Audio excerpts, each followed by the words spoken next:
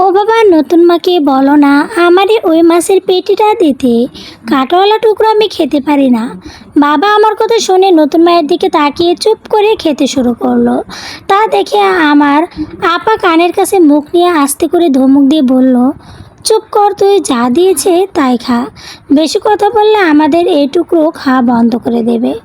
আপার কথা শুনে চুপ করে শুধু ভাত গিলতেই লাগলাম। তা দেখে আপা নিজের খাওয়া বন্ধ করে আমাকে মাছ বেছে দিচ্ছে। আমাদের মা মারা গেছে 1 বছর আগে, যখন আমার বয়স 8 বছর আর আপার বয়স 11 বছর। মা ক্যান্সারে মারা গেছে, চিকিৎসা না করার কারণে আরও তাড়াতাড়ি মারা গেছে। মা মারা যাওয়ার 6 মাসের মধ্যেই বাবা নতুন মাকে বিয়ে করে আনে। এখন আমার বয়স 9 বছর আর আপার বয়স 12 বছর। নতুন মা আসার পর থেকেই বাবা কেমন জানি হয়ে গেছে। আগের মতো কথা বলে না, শুধু আমাদের সাথে না, ফুপি দাদি কারোর সাথে ঠিকমতো কথা বলে না। নতুন মায়ের নাকি বাচ্চা পেটে। খাওয়া শেষের দিকে আসতেই নতুন মা থালাগুলো শব্দে গুটিয়ে নিয়ে শুরু করলো। কাচের থালাটা টেবিলের ওপর এমনভাবে টানে তুললো যেন আমাদের আর এক মুহূর্ত বসে থাকাটা তার সহ্য হচ্ছে না। বাবা চোখ তুলে একবার দেখলো বেটে, কিন্তু কিছু বলল না। হাত ধুয়ে উঠে যাওয়ার সময় শুধু আমাদের দিকে না তাকিয়ে দ্রুত পায়ে নিজের ঘরের দিকে চলে গেল। বাবা চলে যাওয়ার পর আমরা দুই ভাই বোন অনেকক্ষণ চুপচাপ বসে রইলাম। আপা থালা ধোয়ার জন্য রান্নাঘরে নিয়ে গেল, আর আমি বারান্দায় কোণে গিয়ে একটা ভাঙা মোড়ানো বসলাম। মায়ের কথা খুব মনে পড়ছিল। মা যখন বেঁচে ছিল তখন বাবা এমন ছিল না। বাজার থেকে আসার সময় মায়ের জন্য পান আর আমাদের জন্য পেয়ারা কিংবা লজেন্স নিয়ে আসতো। বাড়িতে বেশি হাসি খুশি একটা ব্যাপার থাকতো, কিন্তু মা অসুস্থ হওয়ার পর থেকেই সংসারে সব কিছু কেমন উলটপালট হয়ে যেতে শুরু করলো। মা বলতো আমার শরীরের ব্যথাটা দিন দিন বাড়ছে, ডাক্তার দেখাও। আব্বা বলতো এখন ডাক্তার দেখানোর টাকা কই পাবো। পয়সার টানাটানি। মায়ের চিকিৎসা তেমন কিছু হলো না। কবিরাজ ওষুধ আর দুই একটা সস্তা বড়ি গিলে মা শেষ পর্যন্ত একদিন সকালে আমাদের ছেড়ে চলে গেল। মা মারা যাওয়ার পর প্রথম কয়েকটা মাস ঘরটা খালি খালি লাগতো, কিন্তু তা ও আব্বা অন্তত রাত এসে আমাদের খোঁজ নিত, আমাদের পাশে শুয়ে মাথায় হাত বলিয়ে দিত। তারপর হঠাৎ করে একদিন বড় ফুপ্পি এসে খবর দিল ঘরের নতুন মানুষ আছে। আমাদের জিজ্ঞাসা করাবার বা কিছুই বোঝানোর প্রয়োজন কেউ মনে করেনি। নতুন মা আসার প্রথম কয়েকদিন তাও একটু একটু কথা বলতো, আমাদের ভালো মন্দ জানতে চাইতো, কিন্তু কিছুদিন যেতে না যেতেই তার আসল চেহারা বের হয়ে এলো। রান্নাঘরে আমাদের জার প্রায় বন্ধ হয়ে গেল। কতটুকু ভাত দেওয়া হবে, মাছের কোন টুকরোটা কে পাবে, সব সিদ্ধান্ত এখন নতুন মায়ের। সবচেয়ে অবাক লাগে আব্বাকে দেখে, যে আব্বা এক সময় দাদি আর ফুপির কথাই চলতো, সেই আব্বা এখন নতুন মায়ের একটা কথার ওপর কথা বলে না। দাদি পাশের ঘর থেকে ছোট একটা কাঠের চৌকিতে সারাদিন শুয়ে বসে কাটাই। আগে আব্বা কাজ থেকে ফিরে দাদির ঘরে গিয়ে আধা ঘন্টা বসে গল্প করত। এখন দাদি ডাল সেদ্ধ আর অল্প ভাত দিয়ে একা একা ভাত খেয়ে আব্বা এদিকে গিয়ে তাকায়ও না। ফুপু মাসে একদিন খেতে আসতো। নতুন মায়ের মুখ ভার দেখে এখন আর সেটাও প্রায় আসে না। আপা রান্নাঘর থেকে থালা বাটি ধুয়ে বাইরে এলো, তার ছোট ছোট হাত দুটো পানি আর ছাই লেগে একদম খসখসে হয়ে গেছে। মা থাকতে আপাকে কোনো কাজই করতে হতো না। মা বলতো মেয়ে মানুষ আগে একটু লেখাপড়া শিখুক, কাজের বয়স তো সামনে পড়ে রয়েছে। এখন আপা সকাল থেকে সন্ধ্যা পর্যন্ত সংসারের সব খরচ কাজ করে।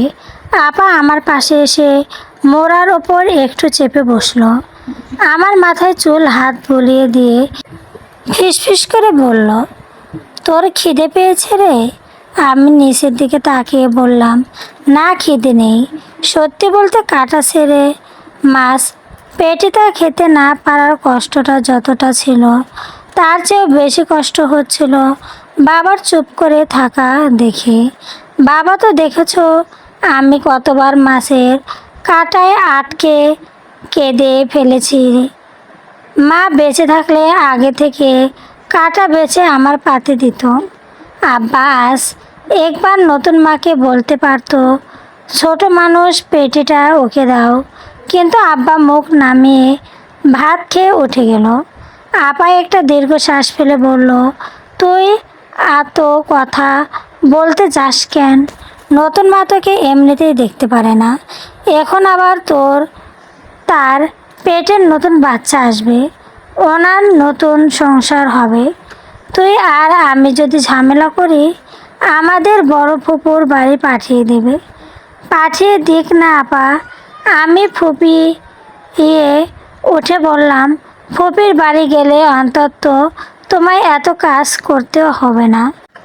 আপা আমার মুখে হাত চেপে ধরে বলল, চুপ থাক, ফুপির নিজের সংসারই তো, 3টে সল মেয়ে, সেখানে আমাদেরকে সারা জীবনের জন্য বসিয়ে রাখবে?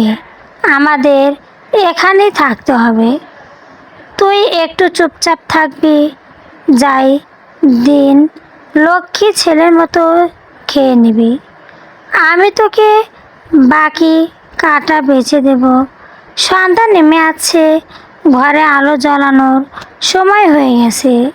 নতুন মা নিচের ঘর থেকে বেরিয়ে এসে রাগী গলায় হক দিল, আহারে, ঘরের ঝাড়বাতিটা কে জ্বলাবে? সব কাজ কি আমার এই শরীরে আমাকে করতে হবে নাকি? আপা ধরফর করে উঠে দাঁড়িয়ে আঁচলে হাত মুছতে মুছতে ভেতরের দিকে দৌড়ে গেল। আমি বারান্দায় অন্ধকারে একাই বসে রইলাম। ঘরের ভেতর থেকে নতুন মায়ের খিটখিটে গলা আর বাবার নিচু রেডিও আওয়াজ কানে আছে।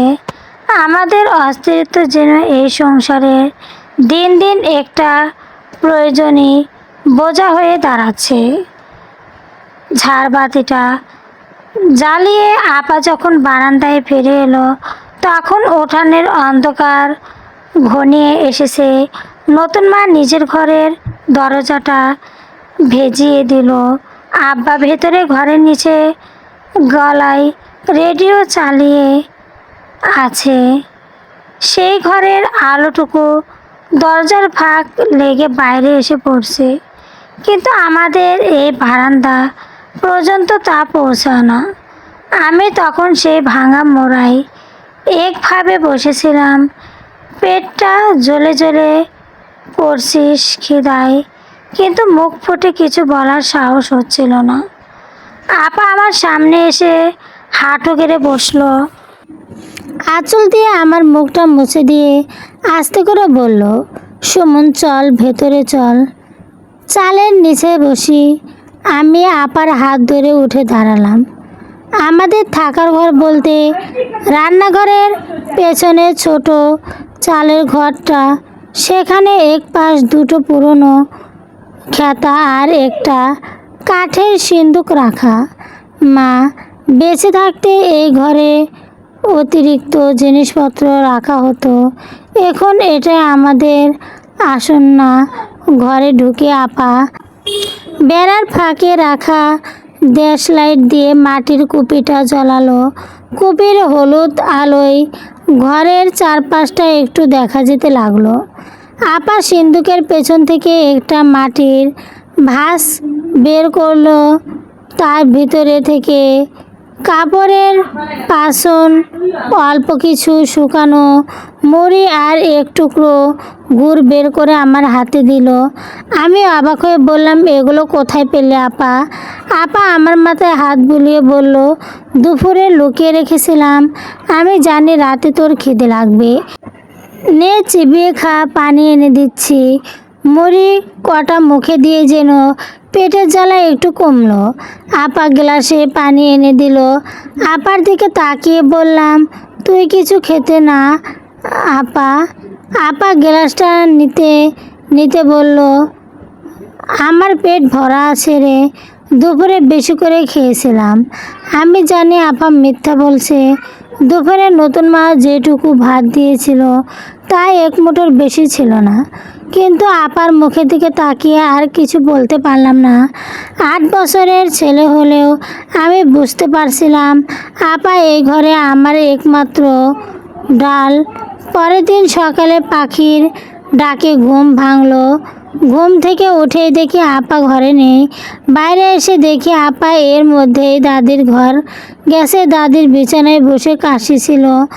আপা একটা পুরনো গামছা ভিজিয়ে দাদির মুখটা মুছে দিয়েছে। দাদি হাঁপাতে হাঁপাতে বলল, রেনু রে, তোর এই কষ্ট আমি আর চোখে দেখতে পারছি না রে। তোর বাপ যে কেমনে এত পাষাণ হয়ে গেল। আপা শান্ত গলায় বলল, দাদি তুমি চিন্তা করো না। আব্বা কিছু বলল না। না বলুক, আমি তো আছি। যতক্ষণ হাত পা সচল আছে শাহেদের কোনো কষ্ট হতে দেব না। দাদি আপার পিঠে হাত রেখে একটা দীর্ঘশ্বাস ফেলল। সকালের আলোয় ফুটতে নতুন মা ঘর থেকে বের হলো। মুখটা ভার করে সোজা রান্নাঘরের দিকে গেল। সেখানে আপাকে ছাই দিয়ে পাতিল মেজতে দেখে বলল, হয়েছে, আর মাজা কাজ নেই। কাল থেকে পানি তুলে আনগে যা। ঘরে রান্নার এক ফোঁটা পানিও নেই। আপা খালি কলসিটা কোলে তুলে নিয়ে সোজা কলের দিকে হাঁটতে গেল। আপার বয়স মাত্র 12। ভারী কলসিটা বইতে গিয়ে শরীরটা এদিকে কাত হয়ে যাচ্ছিল। আমি দৌড়ে গিয়ে কলসি তলা ধরে গেলাম। আপা আমাকে থামিয়ে দিয়ে বলল, তুই পারবি না শাহেদ, সরে দাঁড়া, গায়ে পানি লেগে যাবে। আমি ধরে সাহায্য করি আপা, আমি বললাম। আপা শক্ত চোখে আমার দিকে তাকালো। না, তুই গিয়ে বস, তোর বইগুলো বের করে একটু পড়ালেখার চেষ্টা কর। মা বলতো না তোকে অনেক পড়াশোনা করতে হবে? আপার ওই কথা শুনে আর না করতে পারলাম না। আপা 1-2 কলসি পানি টেনে রান্নাঘরে নিয়ে গেল। দুপুরের দিকে আব্বা হাট থেকে ফিরল, হাতে একটা ছোট পাটের থলো। বারান্দায় ব্যাগটা রেখে আব্বা কপালে ঘাম মুছতে লাগলো। নতুন মা ঘর থেকে বের হয়ে এসে ব্যাগটা খুলে দেখলো ব্যাগে অল্প কিছু ছোট মাছ আর একটা লাউ ছিল। নতুন মা মুখ বাঁকিয়ে বলল, এই সামান্য জিনিসে সংসার চলে? কালকে আমাকে আবার বাপের বাড়ি থেকে টাকা এনে দিতে বলবা নাকি? আব্বা নিচু করে বলল, হাতে টাকা নেই গো, মেম্বারের পাওনা টাকা দিতে পারলেই কিছু পাবো। কথাবার্তার মাঝে আপা থলে থেকে মাছ আর লাউ তুলে নিয়ে এলো। নতুন মা আপাকে দেখে চেঁচিয়ে উঠল, হাতে দিবি না, সব কাজ তোর আগে আগে যা চাই বাপের সামনে, তাই না? সর এখান থেকে। আপা পিছু হাঁটলো না, সোজা আব্বার দিকে তাকিয়ে বলল, আব্বা, শাহেদ তো কাল থেকে স্কুলে যাবে, ওর একজোড়া খাতা আর একটা পেন্সিল লাগবে। মা থাকতে মেজর ব্যাগকে কিছু টাকা রেখে গিয়েছিল, সেটা দিয়ে যদি। কথাটা শেষ করার আগে নতুন মা ফস করে উঠল, কিসের টাকা? ওই ঘরে কোনো বাড়িতে টাকা নেই, চাল কেনার টাকায় পাওয়া যাচ্ছে না, আবার খাতা পেন্সিল আবদার। বাবা এবার একটু অস্থিরিত্ব পড়ল। আব্বা আমার দিকে তাকালো। আমি ভয়ে আপার পেছনে গিয়ে হাবলার মতো দাঁড়িয়ে রইলাম। আপা আব্বার আরও কাছে গিয়ে নরম গলায় বলল, আব্বা, শাহেদের খাতা না হলে মাস্টারমশাই স্কুলে বসতে দেবেন না। তুমি তো জানো মা চাইতো শাহেদ যেন পড়ালেখা না ছাড়ে। তুমি কি চাও ও পড়াশোনা বন্ধ করে কামলা খাটুক? মায়ের নামটা শুনতেই আব্বার চেহারায় কেমন যেন একটা আলো ছায়া খেলা দেখা গেল। আব্বা একটু সময় চুপ করে থেকে পকেটে হাত তাড়াতে লাগলো। তারপর কয়েকটা দুমুচড়ো 5 টাকার নোট বের করে আপার হাতে দিয়ে দিল। বাজারে আমজাদের দোকান থেকে খাতা কিনে আনছিস আব্বা? বিড়বিড় করে বলল। নিজের ঘরে চলে গেলে নতুন মা রেগে গজগজ করতে করতে ভেতরের দিকে চলে গেল। আপা হাতের টাকা কানটা শক্ত করে মোটের ভেতরে চাপলো। তারপর আমার দিকে ঘুরে দাঁড়ালো। আপার চোখ তখন কোনো ভয় ছিল না, না ছিল কোনো কান্না। আপা আমার হাতটা ধরে নিজের আঁচলের মধ্যে টাকাটা সাবধানে বাঁধতে বাঁধতে বলল, চল সাহেব, তোকে আমি নিজে গিয়ে খাতা কিনে দেব। তোর স্কুল বন্ধ হবে না, কেউ তোর পড়ালেখা থামতে পারবে না। বিকেলের সূর্যটা যখন বাঁশঝাড়ের পেছনে ঢলে পড়ছিল, তখন আমি আর আপা কাঁচা রাস্তায় ধরে আমজাদ কাকার দোকানের দিকে হাঁটতে লাগলাম। আপার এক হাতে আমার হাত আর অন্য হাতে তা পেছনে ছিল নিজের 15 উনানের আঁচলে। সেই আঁচলে বাঁধা ছিল আমার খাতা কেনার কয়েকটা টাকা আর একটা বেনা বোনের সবটুকু আগলে রাখার জেদ। চলবে। গল্পটি অনেক সুন্দর। যদি ভালো লেগে থাকে দয়া করে চ্যানেলটাকে সাবস্ক্রাইব করবেন। কেমন হয়েছে কমেন্টে জানিয়ে দেবেন প্লিজ।